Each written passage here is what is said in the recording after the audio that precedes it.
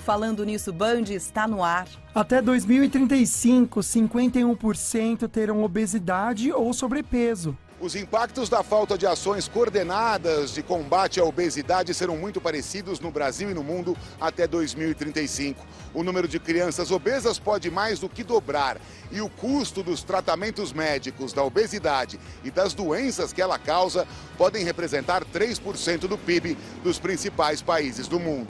Quiropraxia. Informe-se antes de marcar uma sessão. Esse tipo de tratamento é indicado geralmente para problemas nas articulações, músculos, tendões, ossos, nervos e outras estruturas responsáveis pelo movimento do corpo. Chocolate para adultos. Vendas crescem mais que para crianças. Produtos mais baratos estão puxando esta alta, segundo a consultoria.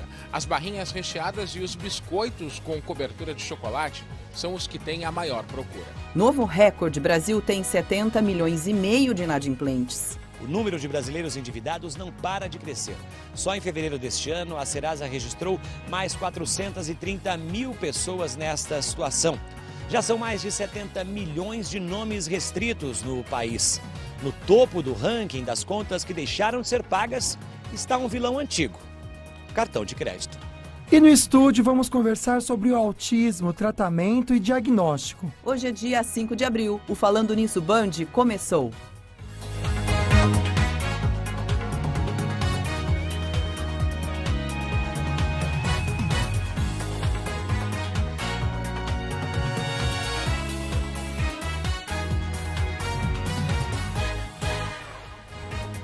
Oi, uma ótima tarde para você que está acompanhando a gente no Falando Nisso. Um grande beijo para você, uma ótima tarde, amiga. Boa tarde, minha amiga. Boa tarde para você que está em casa, licença. Hoje é um programa muito legal, gente. Estou muito empolgado. É isso. A gente começa, na verdade, sempre com a nossa mensagem do dia, que pode ser empolgante ou também uma mensagem para você refletir. Puxar as orelhas. Nossa, amiga, agora que eu vi, eu fiquei bonito com esse cabelo, né? Ó, Meu Deus, você tá um gato, irmão. Olha, gostei também, gente. Tô me achando. Ele está cortando o cabelo. Eu estou deixando meu cabelo bem longo. Olha, está bem loiro, hein? Aham. Barbie total. Olha. Uau. Por enquanto, daqui a pouco. Desculpa, amiga, eu viajei aqui. A gente viaja às vezes, né? O pessoal em casa deve morrer de rir. Vamos então para a nossa mensagem do dia? Entenda a limitação da pessoa perto de você. Muitas vezes nem ela mesma enxerga os próprios erros. Ah, é verdade, gente. Então, pra gente viver em paz, que é tão importante, a gente tem que entender que da mesma maneira que a gente tem dificuldade, o outro também tem pontos a evoluir. Aí assim, cada um cuida do seu umbigo e todo mundo cresce. É isso. Né? Não vou falar mais nada. Vamos falar de sorteio? Eba! Tem prêmio, gente! Kit da Polipet e Ortovip. Tudo pra uma pessoa só. Tá vendo essa cesta que linda, esse kit também? Então você vai curtir a fotinho que tá no @Falando Nisso Band, seguir tanto a Polipet quanto a Ortovip, marcar 2 amigos por comentário. Dia 28 tem o resultado, tá bom? É isso. Vocês lembram daquela mala linda que a Sicredi trouxe pra gente? Se você não ganhou, não fique triste, porque vem mais uma chance aí pra você. Pra concorrer, basta curtir essa foto, que é a foto oficial.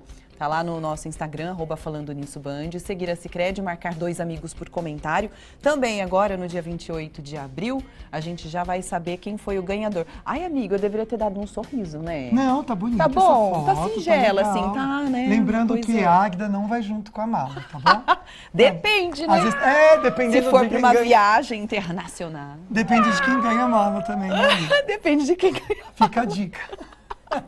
Ai, meu Deus, a gente dá motivo. Depois o sem vergonha fala as coisas, a gente fica achando ruim. Ó, Né, ganhei, mas... Mas você merece, você é linda. Vamos lá então, gente. Resultado parcial da nossa votação da enquete, que tem a ver com o assunto de hoje, que é tão importante, né? Primeira perguntinha pra você. Você sabe o que é autismo? Olha, amiga, quanta gente. Uau, 91% dizendo que sim. Ai, mas será que a gente sabe mesmo? Que a Às gente vezes acha que sabe, né? Acha que sabe. E a segunda pergunta, você sabe como é feito o diagnóstico? Aí sim, realmente, 73% dizendo que não. É algo que a gente precisa conversar, porque dia 2, último domingo agora, gente, foi definido como o Dia Mundial de Conscientização do Autismo. Uma data voltada mesmo para a gente pensar um pouquinho da sociedade sobre o transtorno do espectro autista, o TEA. TEA, que a gente pode falar também, é um transtorno que se caracteriza, entre outras manifestações, por dificuldade na interação social. Por isso, no programa de hoje, a gente vai conhecer um pouquinho mais sobre o autismo, né, amiga? Isso, e a nossa convidada, ela é psicóloga e psicopedagoga, Gabriela Holanda. Seja muito bem-vinda, Gabriela. Obrigada pelo convite, né, a oportunidade de participar aqui do programa e compartilhar as informações aí para ajudar, né, o maior número de famílias. É isso, para a gente transmitir, né, bastante conhecimento sobre o autismo. Então, vamos lá. Vamos explicar melhor, Gabriela. O autismo é um transtorno do desenvolvimento neurológico, né? Isso, exatamente, né, que afeta principalmente, né, as áreas da comunicação, da linguagem e da área da socialização, tá? Então, são essas 3 grandes áreas aí que afetam esse desenvolvimento, né, infantil. Já a gente vai pensar um pouquinho mais esses sinais também, mas vamos já falar, então, esses sinais que a criança que está em casa, de repente, ela dá para os pais e pode ser observado também. Nos primeiros anos de vida, não precisa ser só no primeiro, mas o que a mãe e o pai precisam ficar atentos? Bom, a família, né, começa a ter como parâmetro um filho mais velho ou crianças, né, que brincam com o filho dela, primos, parentes. Então, ela começa a fazer aquela comparação, né? Poxa vida, meu filho sempre está brincando sozinho. Meu filho, ele brinca ali, ele enfileira objetos, sempre aquela brincadeira que não tem função. Opa, tem alguma coisa ali, né? Teve um atraso na linguagem, né?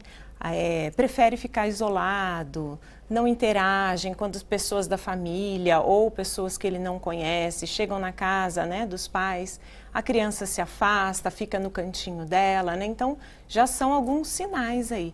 E essa fala, né, que eu acho que é o principal, é onde os pais mais se incomodam e vão buscar, né, ajuda de um médico pediatra, por exemplo, né, que está mais próximo ali da criança, né? Na verdade, porque é a dificuldade está nesse da atraso, fala? isso. Atraso Dificuldade na linguagem, mesmo na linguagem. E um atraso nessa fala. Agora, Gabriela, por exemplo, todas essas características são comuns a todas as crianças que têm autismo? Olha só. Ou é muito peculiar também? Isso. O autismo, ele não tem uma regra única, né? Cada autista é um. Cada autista tem uma característica definida. Por isso que o tratamento, ele deve ser individualizado, deve respeitar as habilidades daquela criança, a potencialidade, né? Então, o terapeuta precisa ter esse olhar, né? Que cada criança é uma. Então, eu preciso pensar naquela criança. Qual que é a necessidade da criança, da família, né? Para dar aquele suporte e um tratamento adequado. Vamos pensar um pouquinho sobre o que causa, o que pode explicar, de repente, uma criança nascer com um transtorno de autismo. Bom, né, são causas 90%, né, genética e uns 10% ali causas ambientais. O que seria tá? isso? Ambientais não quer dizer da criança fora, né, do útero materno, é dentro mesmo, tá? Que fatores? Medicação, né? Foi comprovado já que medicação para epilepsia, né, pode causar ali o autismo, se a gestante toma, né? Uso de toxinas, poluição, né? Poluição? N fatores aí, alimentação, Gente, fumo, álcool, né? Tudo durante a gestação. Isso, durante a gestação. Se a mãe pegar uma infecção, né? Alguns tipos, dependendo da resposta, né? Do corpo, então é muito individualizado isso, né? A gente não pode generalizar. Tá? Então, dependendo ali do caso, como que é a reação daquela gestante àquela infecção, né, pode gerar aí um autismo. E tudo isso são estudos que a ciência fez ao longo dos anos. Continua pesquisando. Fazendo, mas que existe essa relação. Existe. Tanto da alimentação, quanto de bebida e tudo mais. Isso. É interessante, né? Aí, quando a gente fala de autismo, o que a gente percebe ainda, na grande parte da população, é um grande desconhecimento, né, da situação, né? As pessoas querem, às vezes, uma cara, tipo, olhar para aquela criancinha e achar, e ver que ela é autista. E, na verdade, não tem cara o autismo, né? Não, o autismo não tem cara, não tem não posso dizer assim, não tem um protocolo, né, certinho ali, tá? A criança estereótipo, precisa apresentar essas e essas, todas vão ser iguais? Não. Não. Cada uma é de um jeito, né? Como a gente estava comentando antes de iniciar o programa, né? Muita gente acha, a criança autista não gosta do beijo, não gosta do abraço. Gosta, muitas gostam, né? Então, cada uma é única. Interessante, meu sobrinho é super carinhoso, ele tem o diagnóstico de autismo. Tem uma amiga, inclusive a Júlia, que casou com o André, nosso amigo de profissão, e ela disse que há pouco, ela já crescida, já na faculdade, já terminando a faculdade, ela também teve diagnóstico de autismo.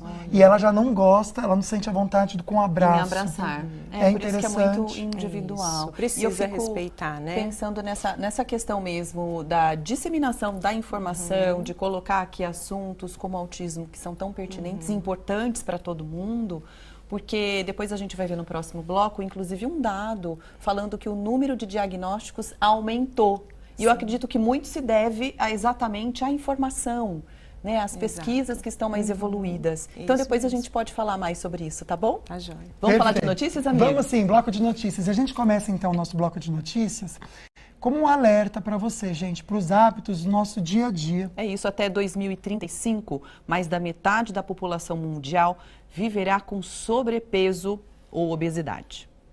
Há 2 anos, a Glenda fez uma cirurgia bariátrica. Na época, ela pesava 174 quilos. De lá para cá, perdeu mais de 90. Quanto antes as pessoas tiverem essa consciência e procurarem ajuda. Antes elas vão conseguir ter um controle da doença. A obesidade não tem cura, mas tem tratamento. E tem mesmo. Nos últimos 5 anos, mais de 300 mil bariátricas foram feitas no país. A maioria por planos de saúde. Mesmo com a alta demanda, pelo SUS foram pouco mais de 44 mil cirurgias. Número considerado insuficiente por especialistas. Se todos os cirurgiões bariátricos do Brasil se dedicassem de segunda a sábado a operar o dia inteiro, nós demoraríamos 30 anos para acabar com essa fila. No início do ano, o balão gástrico, que diminui a capacidade do estômago de armazenar alimentos, chegou ao Brasil. Ele é engolido pelo paciente inflado com soro fisiológico. Depois de 4 meses, se desintegra e é eliminado pelo organismo. O tratamento ainda é para poucos, não é coberto pelo SUS nem pelos convênios e custa cerca de R$20 mil. É indicado para quem está entre o sobrepeso e a obesidade.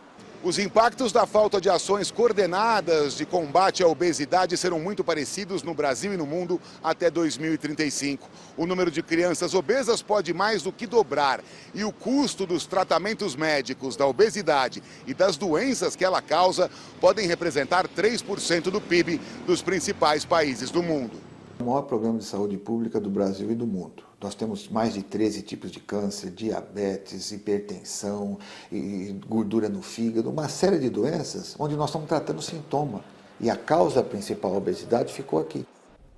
É isso, daqui a pouquinho a gente volta também para falar mais sobre saúde, sobre quiropraxia. Já ouviu falar? Que negócio de ficar estalando, né? Porque todo mundo quer fazer, tem vontade de fazer. Mas será, gente, que é o melhor método para todo mundo, para tirar a dor do pescoço, por exemplo? A gente já conta para vocês. E a gente volta falando sobre autismo também. Um assunto importante e necessário. Não sai daí.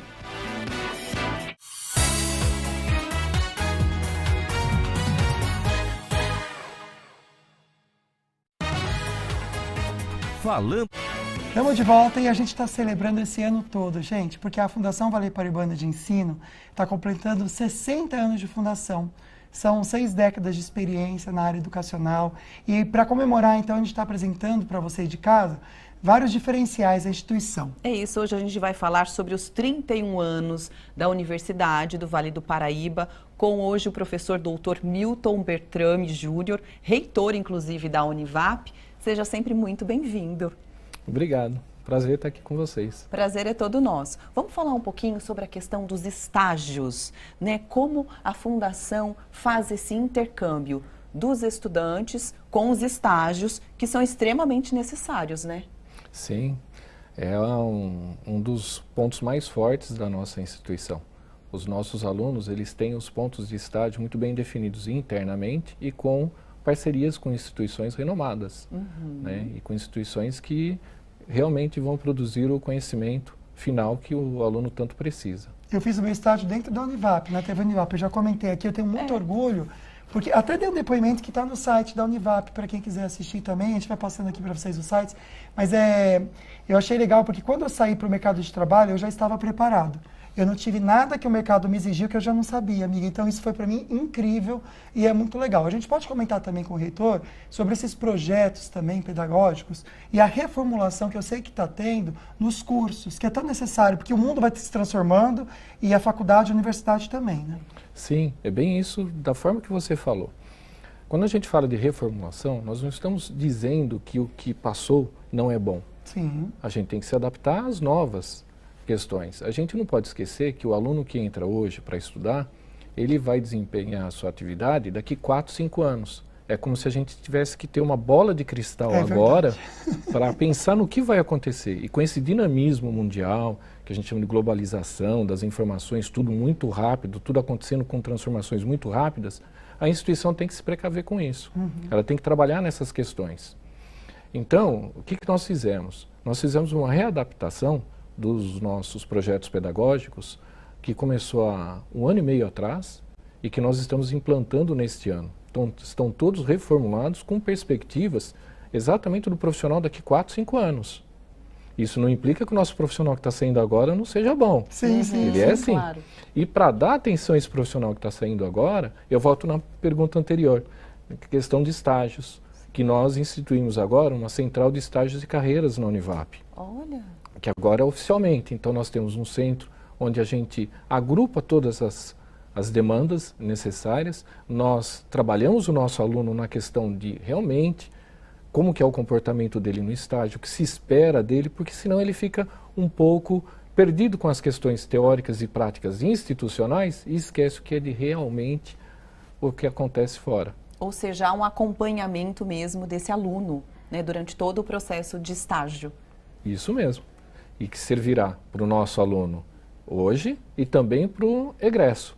Então, a gente vai acompanhar a carreira do nosso egresso também depois, com oportunidades para ele, né? E dessa forma a gente sabe como que a Univap está seguindo no caminho dela, que ela está propondo, né? Porque o futuro são os alunos formados, né? Ele que vai nos dizer como que está a demanda no mercado. O que ele está enfrentando. Professor Milton, vamos mudar um pouquinho de assunto, porque claro, além das parcerias com essas instituições para a questão dos estágios, vocês têm algo muito bacana, que são as parcerias esportivas. E uma delas é muito conhecida nossa, né? Que é a Farmacon de vôlei, não é verdade? Sim, isso é uma das coisas que nós estamos trabalhando, que está nos trazendo mais... não só repercussão, mas benefícios para os nossos alunos, porque ele é multidisciplinar.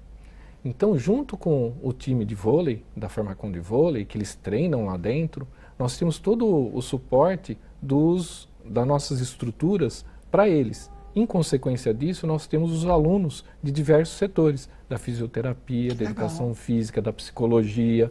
Então, todos eles tendo ali ao vivo o que é ser um profissional que vai atender profissionais de alto rendimento. Então vamos pensar um pouquinho para quem está em casa, a mãe e o pai que quer incentivar o filho, ou até mesmo o nosso amigo, a nossa amiga que está aí se formando e quer entrar numa faculdade, uma universidade. Para quem perdeu agora o vestibular, como que vai ser de inverno? Se a pessoa que perdeu o prazo, tem como ainda se inscrever, participar ou não? Sim. A inscrição não está aberta nesse exato momento. Ah, que bom. Mas ele pode manifestar o seu interesse, né, para o vestibular de inverno, que deve acontecer a partir de maio. As inscrições, o vestibular mesmo, ele acontece no final de junho. Então é lá que nós temos a prova e a entrada oficializada dentro da instituição. Então ele pode mostrar a intenção dele agora. Quando ele mostra a intenção, que fique claro isso, que é muito importante para a gente, que o nosso fim é o aluno. Então, quando ele mostra essa intenção de estudar conosco, ele já pode agendar, junto com os coordenadores, com a direção da faculdade, visitas, conhecimento dos cursos. E o nosso interesse é que ele escolha bem o curso, né, que ele saiba aquilo. Então, também tem esse aspecto de ajudá-lo, porque às vezes ele tem alguma dificuldade. Será que eu gostaria de fazer um exemplo, né? Jornalismo ou publicidade e propaganda, né? Então, que são próximas, né? Como rádio e TV também, que é como rádio são TV, três, na verdade. Sem dúvida. Sem dúvida. E aí, ele tem condições de passar por essas 3 áreas lá dentro, sem compromisso algum, A Univap, ela é comunitária, né? Não sei se o público entende isso, mas ela é pública, de direito privado. Então, ela é comunitária. Então, nosso objetivo é o aluno, é a formação dele e a escolha dele. Não importa depois onde ele vai escolher. A gente confia na escolha dele. Professor Milton, a gente adorou receber a sua participação aqui, viu? Volte sempre. Eu voltarei com o maior prazer. Foi muito bom estar aqui com vocês. Volte mesmo, viu, professor? Obrigado mesmo. Eu tenho muito orgulho da Univap, viu? Muito legal. Mudar um pouquinho de assunto, que às vezes dá uma dorzinha, né, amiga? Nossa. Principalmente o senhor, que fica aqui, ó, tique no celular, mas é necessário porque a gente também responde você que está em casa quando tem pergunta, tá?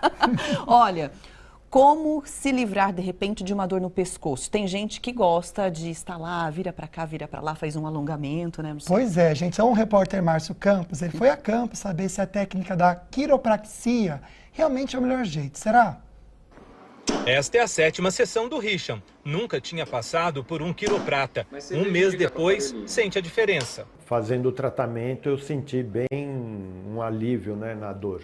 As manipulações quiropráticas envolvem movimentos rápidos e baixa amplitude da coluna. É um movimento que a gente realiza com a mão, curto, para poder gerar a cavitação ali na articulação. O que é a cavitação? É aquele estalo que o pessoal ouve por aí, é o estalido. Velocidade para a pessoa relaxar e realmente permitir ali o procedimento. No Brasil, são 5 faculdades de quiropraxia. A duração do curso é de até 5 anos. Apesar disso, a profissão ainda não é reconhecida no país. E a regulamentação, defendida por uma associação formada por quiropratas, está em discussão no Congresso, mas longe de uma definição. A quiropraxia também não está disponível no SUS e nem é coberta pelos planos de saúde. Esse tipo de tratamento é indicado geralmente para problemas nas articulações, músculos, tendões, ossos, nervos e outras estruturas responsáveis pelo movimento do corpo. A quiropraxia não é indicada, por exemplo, quando o paciente tem tumores, tromboses e aneurisma. A maior preocupação dos médicos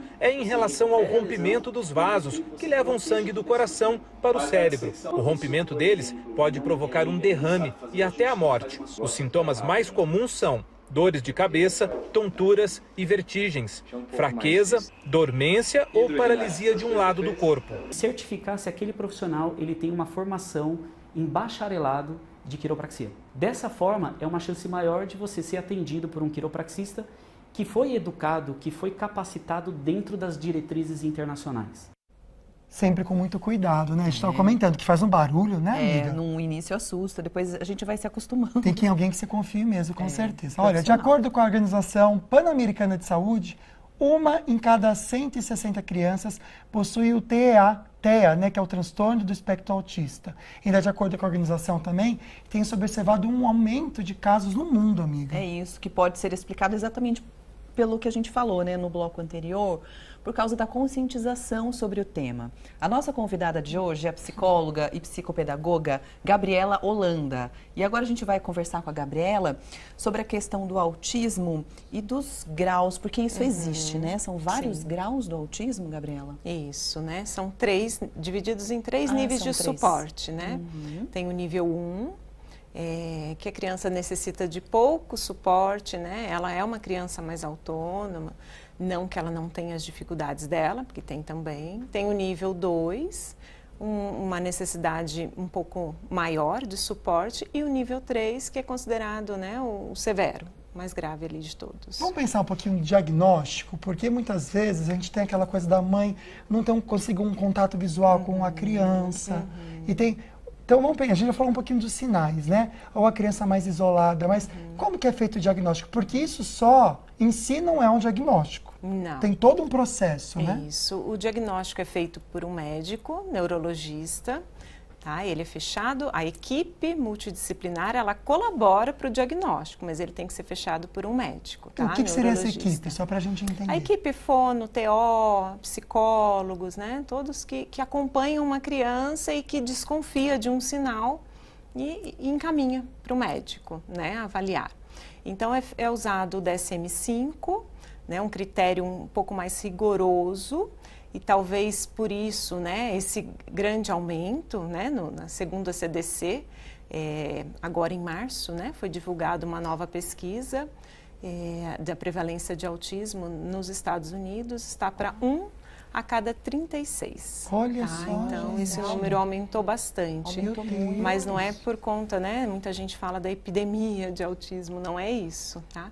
É que o nível de suporte 1, ele está sendo melhor diagnosticado, né? Então, está sendo mais criterioso, né? Esse diagnóstico por conta do DSM-5, né? E as pessoas hoje em dia estão mais informadas, né? Então, é por isso que é importante esse mês de conscientização ao autismo, porque estamos aí divulgando, né? Características, falando bastante sobre o assunto. Então, isso ajuda. Legal, mas o diagnóstico em si, eu fico pensando na prática. Às vezes ele demora a chegar, porque como é um acompanhamento multidisciplinar, né? Então, é psicóloga, vai fazer várias análises, TO também várias análises. E você citou, inclusive, um termo, seria o que? Um parâmetro? O DSM-5, né? DSM-5, o que é um isso? critério, né? É um de critério. diagnóstico, né? Como se fosse um checklist. Tá. E quem faz é o neuro, né? O neuropediatra. Baseado nessas informações. Isso. Não tem exame para detectar, né, o autismo. É feita uma observação comportamental. Tá? Então, é feito bem criterioso. Então, o médico consegue fazer isso depende do caso, né? 2, 3 sessões ali já fecha o diagnóstico, ou pode demorar mais, né? Depende do caso. Tá bom. Então a gente responde a pergunta da amiga que falou aqui, ó. Exame de pezinho acusa quando a criança vai ter problema de autismo? Então, na verdade, a gente nem coloca como um problema, é o transtorno mesmo, tá bom? Mas a gente vê aqui que não. Existe uma fala, que eu acho que é bacana a gente comentar, de que os meninos tem mais meninos autistas do que meninas. Isso é algo real na prática? Tem sim um número maior, né? Estatisticamente. Porém, muitas meninas devem também ser autistas e não diagnosticadas, tá? Porque se tem os dados, né, de 1 a cada 4, uma menina a cada 4 meninos. Porque se espera quando nasce uma menina, a sociedade já fala, não, ela é mais quietinha mesmo, né? Ela é mais, o comportamento é mais retraído, até, né? Se você parar para pensar, é um machismo aí, né? Espera da menina ser sempre mais educada, né? Isso, exato, mais quietinha. E demora mais para diagnosticar, e às vezes vai ver só na adolescência, né? Sim. Quando ela começa a ter maiores dificuldades. Aí. Essa amiga que eu falei, ela casou agora, e ela até postou no domingo, né? Falando esse contato que ela teve por causa do irmão, com a informação, e de que 22 anos, né? E veio, e veio agora o diagnóstico.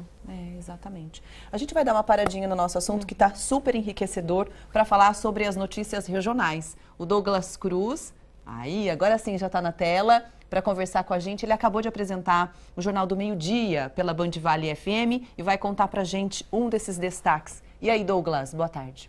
Boa tarde, Agda, Lucas e a todos que acompanham o programa Falando Nisso. Um dos destaques do Jornal do Meio-Dia, aqui da rádio Band Vale FM, é que a cesta básica familiar apresentou um aumento de cerca de 1,39% no mês de março aqui no Vale do Paraíba. Parece pouco, né? Mas essa foi a maior alta do trimestre, né? E piora se compararmos com o acumulado dos últimos 12 meses, que já chega a 13,68%, ou seja, R$ 342 a mais no orçamento de uma família de até 5 pessoas. Essa pesquisa foi revelada ontem, né, pelo NUPES, o Núcleo de Pesquisas Econômicos Sociais da Unital, e representa aí que uma família de até 5 pessoas tem que gastar R$ 2.842 para se manter aí com produtos de alimentação, higiene e também limpeza, né? E o grande vilão dessa cesta básica no mês de março foi a cenoura, que devido aí às grandes chuvas que atingiram a nossa região, apresentou uma alta de até 30% no seu valor total, dificultando e aumentando bem a alimentação aqui no Vale do Paraíba. A gente conversou com especialistas aqui na Rádio Band Vale FM e não tem jeito, o jeito é mesmo pesquisar. As pesquisas foram realizadas aqui nas cidades de São José dos Campos, Taubaté, Caçapava e Campos do Jordão, e esse pesquisador falou pra gente que os preços dentre os produtos está variando bastante dentre os supermercados. Também é destaque aqui do Jornal do Meio-Dia a situação das estradas que cortam a nossa região. Quarta-feira, 4 quase feriado, sexta-feira tem Semana Santa, então muitas pessoas já estão pegando aqui a estrada nesse dia, né? A rodovia Presidente Dutra tem um movimento elevado nesta tarde de quarta-feira, mas sem o registro de acidentes, Lucas e Águida. Que bom, né? Pelo menos essa notícia boa. Obrigado, viu, Douglas? Excelente tarde de trabalho para você, meu amigo. Próximo bloco a gente volta comentando com vocês que a Páscoa tá chegando. E quem vai comer mais chocolate, gente? As crianças ou adultos, hein, Águida? Eu já ganhei uma caixa de chocolate que já tá acabando. Ah, isso aí, amiga. Tem que aproveitar. Ó, você é daquelas crianças que não cresceu, né? Se identifica, de repente, com algum assunto? A gente já vai falar sobre isso daqui a pouco, né? É isso mesmo, chocolate, que é pra todo mundo, não adianta. E o Azul, mês de conscientização do autismo. A gente estava falando com a Gabriela Holanda, que é psicóloga, psicopedagoga, mas agora a gente vai incluir nesse nosso bate-papo também uma outra pessoa muito especial, que é o tio Ricardoni. Ele vai falar pra gente sobre esse trabalho incrível que ele faz com as crianças que são autistas. O Ricardoni é cabeleireiro? Isso. Barbeiro? Cabeleireiro. Cabeleireiro. Isso. E aí, como que é o seu trabalho com as crianças? Sim, esse atendimento que a gente faz hoje no nosso salão é um atendimento totalmente humanizado, né? Devido a essas dificuldades que a gente encontrou, né, com as crianças que têm o diagnóstico de autismo, devido às suas sensibilidades, né? Que tem ao toque na cabeça, até o barulho das máquinas, barulhinho da tesoura. Daí a gente criou esse atendimento humanizado no nosso salão. O que é legal a gente comentar, Ricardoni, porque assim, até para localizar você em casa que de repente não tem contato com uma criança autista, existem algumas atividades corriqueiras do dia a dia que para um autista é diferente. Causa até, acho que você pode até comentar com a gente, né, Gabriela? Causa até um pavor, como ele falou do barulhinho aí da máquina, né? Como cortar o cabelo. Exato. Né? E aí precisa buscar um profissional que tenha essa paciência, esse trabalho. Né? E pode ser feito, né? Uma parceria, né? Isso em terapia, pode usar com uma TO, né? Ou com a psicóloga, uma acompanhante terapêutica, fazer um trabalho junto com a família, orientar a família a visitar o salão, o espaço, né? Com antecedência, num horário que o salão esteja mais vazio, mais tranquilo. Então a criança já conhece o ambiente, onde ela vai, né, ser submetida ao corte de cabelo. No outro dia, agenda num horário também bem tranquilo, para levar essa criança. E antes disso, antes de acontecer o corte, né, pode-se trabalhar com histórias sociais, né? Mostrar figuras, dar a previsibilidade para a criança, mostrar cada passo, né, que o Ricardoni vai usar ali, né, o movimento da tesoura, o uso da máquina. Então a criança precisa já entender tudo isso, saber o que vai acontecer lá, para ela ir mais tranquila, né, para esse momento aí. Isso, tudo isso é muito importante. Ô Ricardoni, como que você começou a trabalhar dessa maneira e criar esse espaço tão sensível, né? E que é necessário, porque eu imagino para, né, para a família. Tem gente do Vale do Paraíba inteiro, até de São Paulo, que vem aqui para cortar o cabelo. Cortar cabelo. A gente percebeu quando as mães e os pais chegavam no nosso salão e falavam assim, ó, a gente tem muita dificuldade em cortar o cabelo, né? Precisou de 3 pessoas para segurar o meu filho. Meu Deus. Né? E todos também comentam que isso causa, né, as pessoas um constrangimento, né, em levar eles na barbearia para estar cortando o cabelo. E isso causava um constrangimento no profissional, olha lá, na própria mãe, em levar na barbearia. Daí a gente pensou assim, né, se tivesse um local adaptado para essas mães ir até o local para trazer essas crianças, né? Hoje no salão a gente atende em salas individuais. Então a gente consegue trabalhar cada criança. E que lindo, gente, seu trabalho é incrível, sabe por quê? Olha a evolução desse menininho que a gente... Tudo que a gente está mostrando aqui, vou colocar outro vídeo para você então. Rafa, deixa eu voltar aqui. Olha só, tudo que a gente está mostrando aqui está no Instagram do Ricardoni. Ele tem um cuidado, ele vai preparando a criança. Eu acredito que seja assim, um profissionalismo com uma paciência, uma dedicação que a gente tem que honrar, viu? Você se colocar no lugar, né? Isso. E tem no todo tempo cuidado da criança, né? E olha só como ela tá à vontade, fica à vontade mesmo, né? Sim. Depois de todo o trabalho que você faz e tudo, de criar uma confiança e esse elo.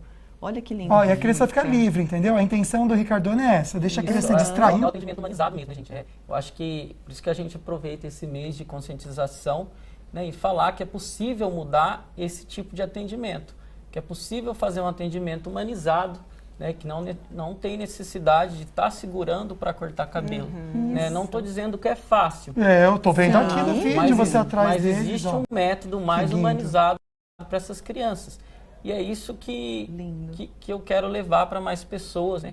Para outros serviços, inclusive, né, Ricardone? Que você possa servir de exemplo para outros profissionais que atuam em diversas áreas. Adaptar também, sim, né, essas atividades. É muito legal de ver, Ricardone, porque acho que o que a gente precisa destacar com o programa de hoje é que para tudo existe uma alternativa. Isso. Né? Então, a gente estava até antes de começar o programa comentando aqui com a Gabriela. Porque assim, eu tenho 2 sobrinhos, a Liv, que não tem o diagnóstico de autismo, e o Joey, que tem. São crianças que funcionam de maneira diferente, e tudo bem.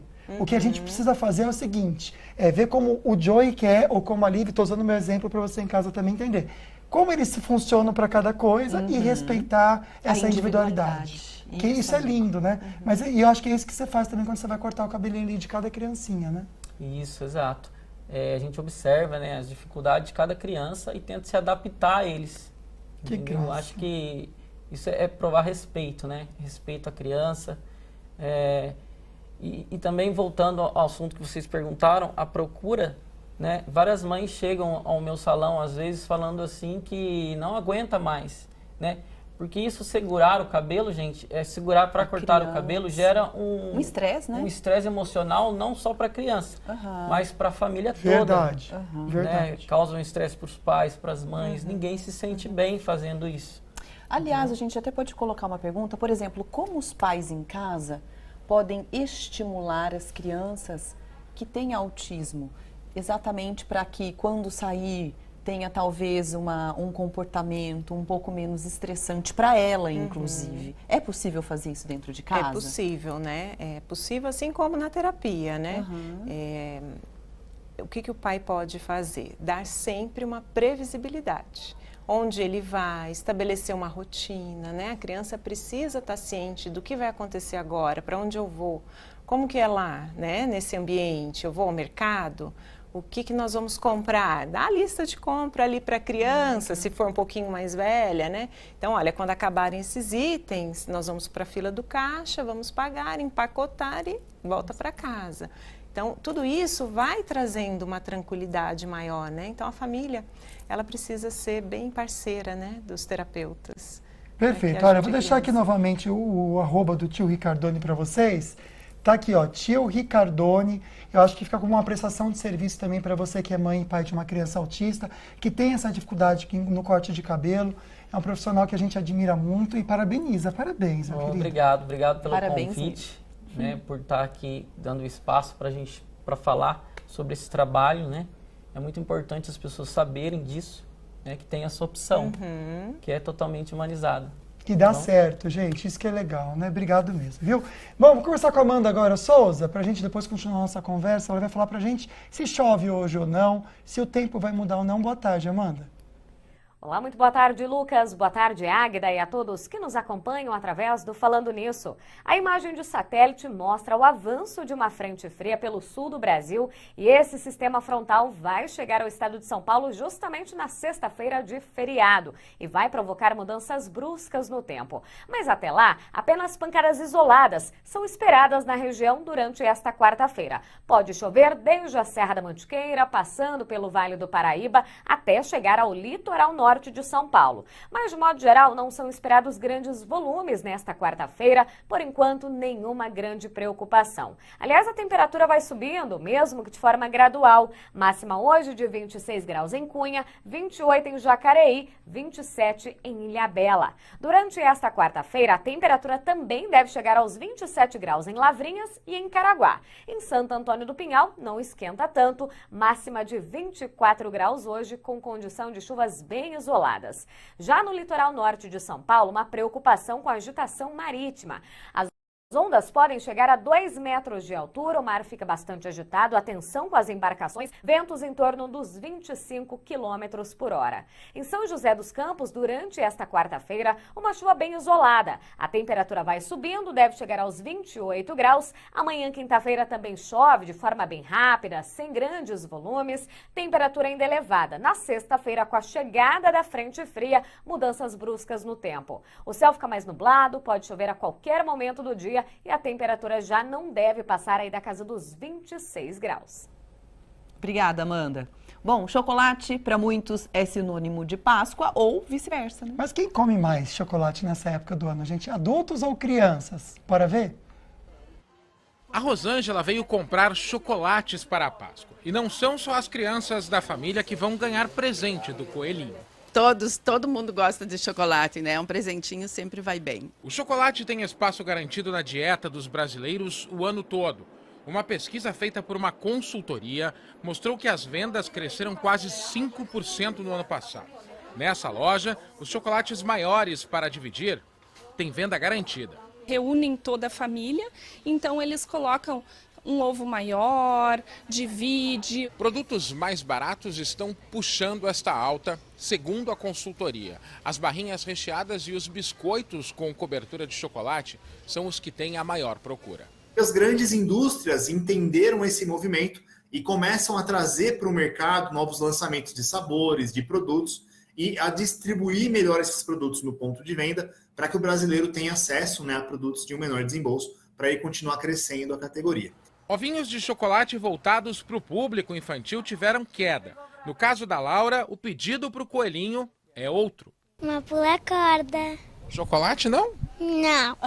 Por quê? Não gosto muito. As doçuras serão só para a mãe, mas com moderação.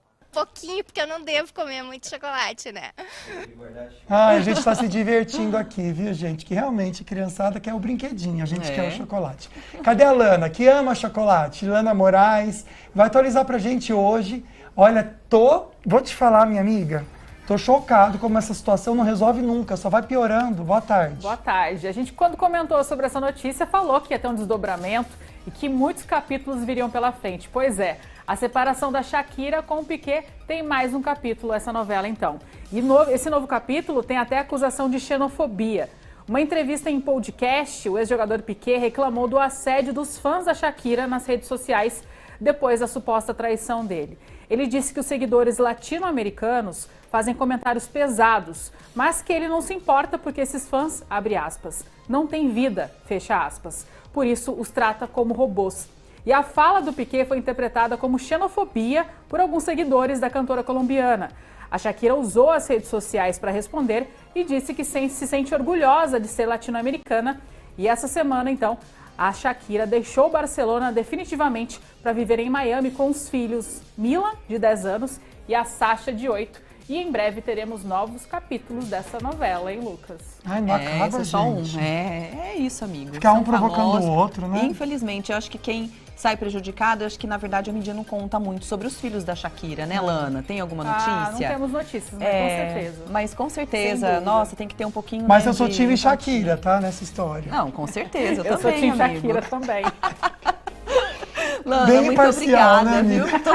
Total imparcial. Faz parte. E amanhã, hein? Um beijo, tchau. Beijão. Ó, daqui a pouquinho a gente volta e a gente vai ver que o Brasil bateu um novo recorde, que não é nada bom, né? Pois é, gente, são 70 milhões e meio de pessoas inadimplentes, a gente vai explicar pra vocês, não sai daí.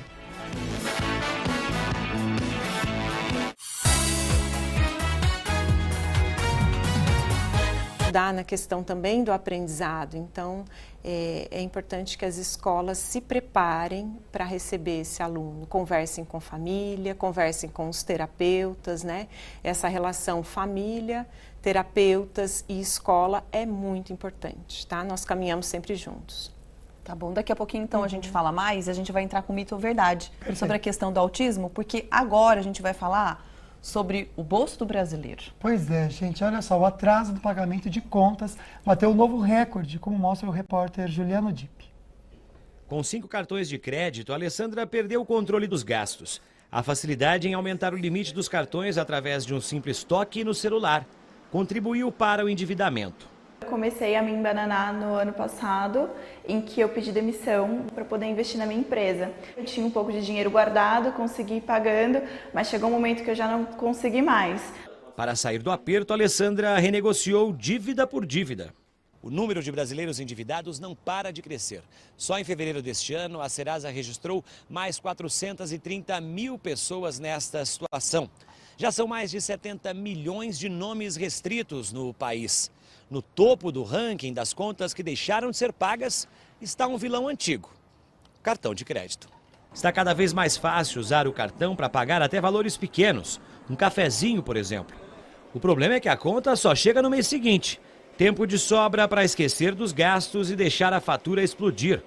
É justamente essa dívida que não pode deixar de ser paga. Os juros do cartão de crédito chegam a 400% ao ano. Segundo especialistas, é melhor fazer outra dívida com juros menores do que deixar de pagar o cartão. Quando nós analisamos as possibilidades de ter ali uma renegociação, ter antecipação do 13º, ter um Pix parcelado, que hoje tem sido uma alternativa para muitas famílias, as tradicionais também, como, por exemplo, os empréstimos consignados para quem tem acesso, certamente conseguem juros muito mais acessíveis comparados ao cartão de crédito. Tá certo. Vamos então fazer mito ou verdade relacionado ao assunto de hoje, o autismo? Deixa eu ler uma frase, você comenta com a gente, Gabriela, se é mito ou verdade, e rapidinho explica o porquê. Para relembrar o que a gente já viu por aqui também. Primeira frase, então, do mito ou verdade para a Gabriela. Autismo tem cura. Mito ou verdade? Mito. Até porque não é uma doença, né? Não, não é uma doença, é um transtorno. Então tem um tratamento e acompanhamento. Isso, ele pode evoluir nos níveis de suporte, mas cura não tem. Próximo, mito ou verdade? Ninguém sabe a causa do autismo, Gabriela. Estão sendo estudados, né? Então já tem algumas evidências aí, tá? Então é mito e verdade. É. Tá no meio, só para saber Tá como no é tudo meio. muito recente, né, gente? Próximo, mito ou verdade? O diagnóstico do autismo é fácil e rápido. Sim, dependendo do caso, é muito rápido, né? Porque, como eu já disse, é uma observação que é feita, né, no comportamento da criança.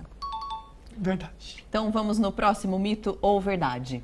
O autismo dificulta o aprendizado na escola.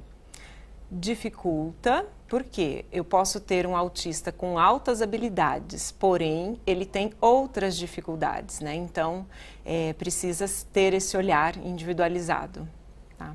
Acho que o mais importante mesmo, né, Gabriela, é a gente trazer para quem está em casa, para o pai e para a mãe que estão preocupados aí com os filhos, né, se são ou não autistas, é que para tudo existe um tratamento, um acompanhamento. Sim. Não é uma sentença que a criança, de repente, vai ficar sofrendo. Não. Né? Existe e ela evolui muito. Muito, né? Mas tem que fazer, né? Tem que fazer o tratamento. Seria, só para a gente se encerrar, seria o tratamento com o quê?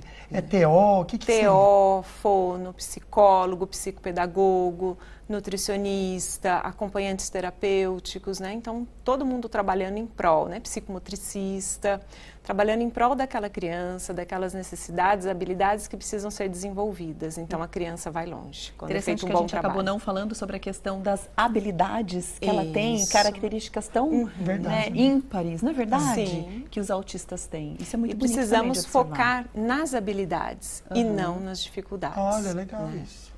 Então, para traçar o caminho aí de aprendizado. Perfeito. Muito obrigada pela sua participação no programa hoje. Foi ótimo. Eu que agradeço. Foi bom, ótimo. não foi? Foi ótimo. Muito obrigada. Até mais. Obrigada. Até mais. Olha, amanhã a gente vai conversar com vocês um pouquinho que estão se preparando para o mercado de trabalho. Dicas práticas para você se destacar, colocar no seu currículo e evoluir como profissional também. Um beijo para você. Então a gente se vê amanhã com mais um Falando Nisso. Beijo. Fica com Deus. Tchau, tchau.